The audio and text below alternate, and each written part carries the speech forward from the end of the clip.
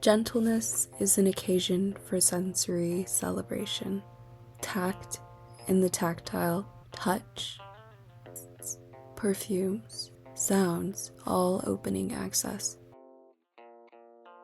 Upon looking for a new book, one particularly thin and light is what I told myself, I spotted a striking cover, The Power of Gentleness by Amour. In it, a woman holds a bowl above her shoulder with an expression of calmness, this kind of impenetrable, intrinsic tranquility, unshakable. I won't spoil Dufamontel's insights any more than I plan to, but I will say the sensory celebration chapters were a favorite of mine, a kind of plaisir du son, though not precisely explicit.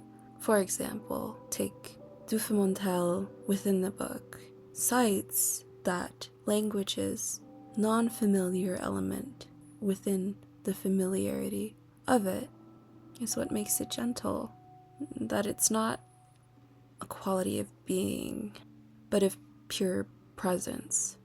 I mean, take for example how a smell can trigger a memory you thought you'd lost forever. You think of all the possible lives suddenly made present by smell.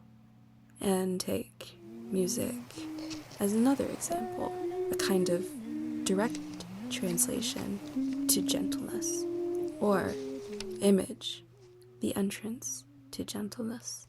Dufamontel references The Return of the Prodigal Son, a piece by Rembrandt. So let's break this down a bit.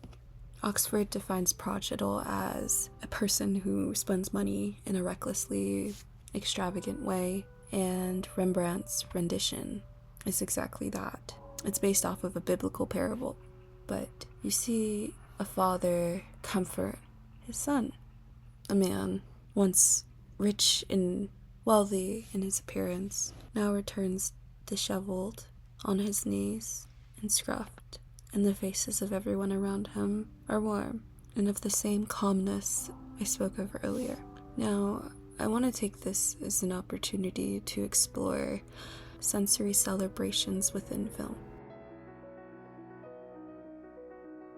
Amour is a 2012 Michael Haneke film.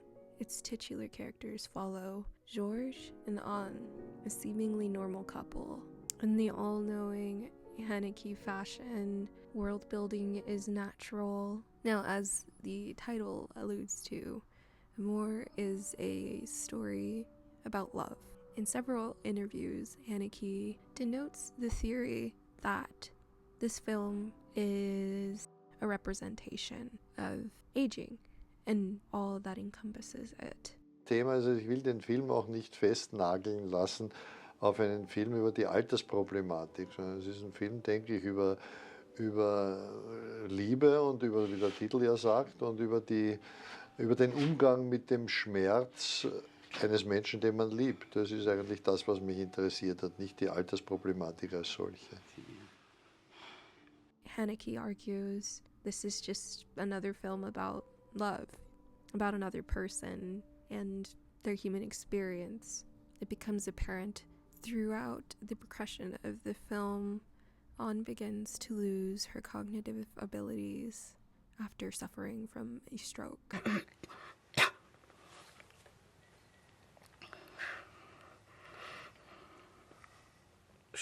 Excuse-moi, maman, je te comprends pas. Je comprends pas ce que tu dis. What we see before us is love inducing a kind of letting go within its own certainty. It's the taking and giving of oneself and imagining all of these things unified. Many gentle moments within this film, both in a sort of animality, unnatural, unrestrained, unreasoned response to physical drives or stimuli as primates, the duplicity that is committing harm and committing good. So essentially nature versus nurture. And at the heart of this film is something universally experienced: love.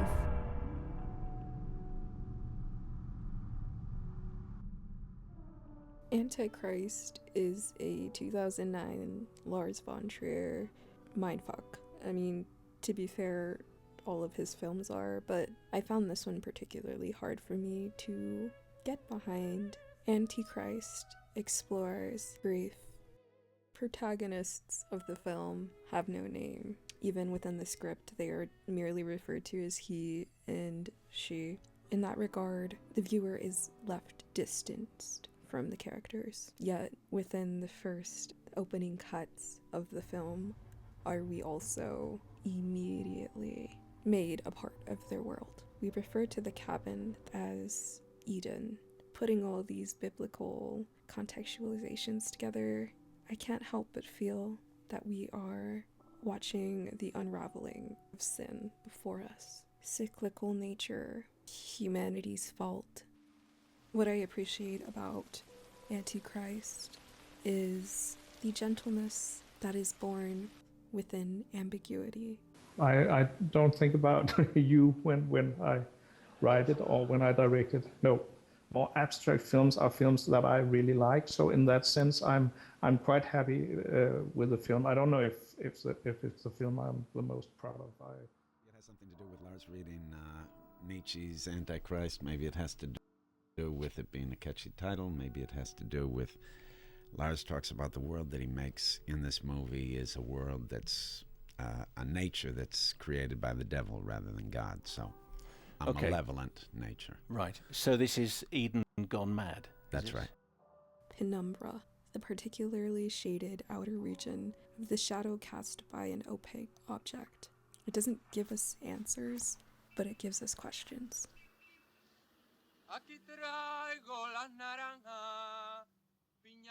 Soy Cuba is a 1964 Mikhail Kolotozov film about a pre-revolutionary Cuba during the dictatorship of Fulgencio Batista from 1952 to 1959. The film follows 4 stories, each unraveling and ultimately succumbing to the then repressed Cuba.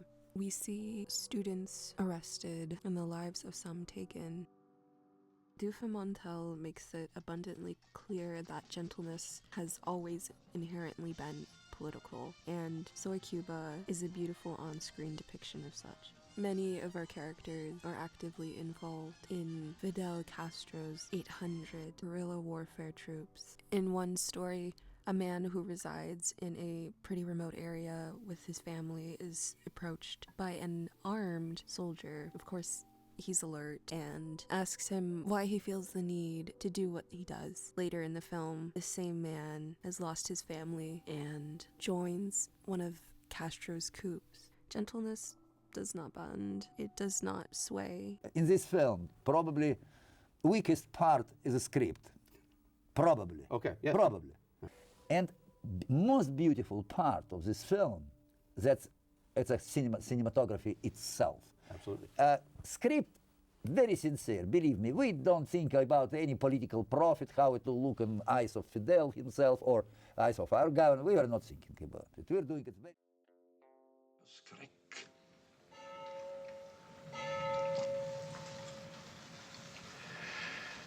Genom min likgiltighet för människorna har jag ställts utanför deras gemenskap. Numera lever jag i en spökvärld, innesluten i mina drömmar och fantasier. Och trots det vill du inte dö. The Hunde Inseglet, a 1957 Ingmar Bergman film, and probably one of my favorites. Our titular character, Antonius Block, is a crusader who has seen how his people are directly impacted by the Black Plague. Beside him is his squire, Jones. A man we'll just say has quirks of his own. Death awaits. It lurks. Block meets Mia, Yolf, and Karen, both metaphorically and literally. Block is playing chess with death. We see in these redemptive moments, he is trying to find meaning in his existence. Joff med sitt strängspel. Jag ska försöka komma ihåg vad vi talat om. Och jag ska bära det här minnet mellan mina händer. Lika försiktigt som vore det en skål breddfylld med nymjölkad mjölk.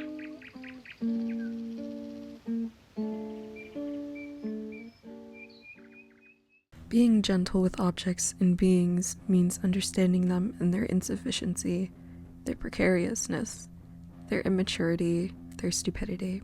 It means not wanting to add to suffering, to exclusion, to cruelty, and inventing space for a sensitive humanity, for a relation to the other that accepts his weakness or how he could disappoint us. But if gentleness can have the intelligence to comprehend violence, sometimes including it in its inevitability or because it recognizes its history, then the reverse is not true. And there will always be nobility in gentle power, without condemnation, re-examining what devastates and what is devastated by violence.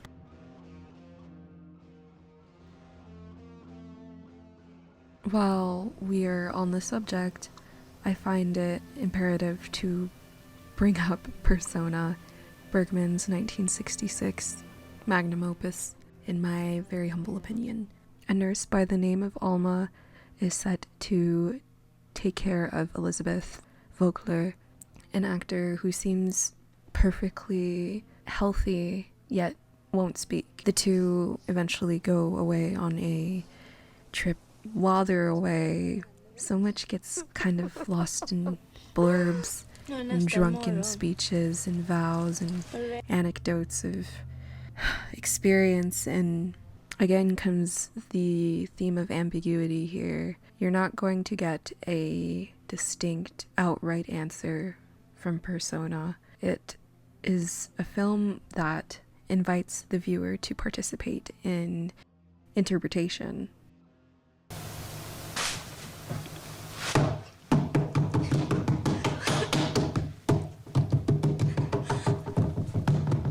About myself and everything, and then suddenly or slowly my conscience fades out, switches off, and it is a not existing, and that is a marvelous feeling. Lastly, I encourage you to look for sensory celebrations within your own experience. I feel like this book for me has really put the smaller moments back into perspective for me, and reminders are always good. You know, it's a very light read, but if anything, comprehension's a little more dense. Regardless, wonderful, wonderful, and you are wonderful. Thank you for watching.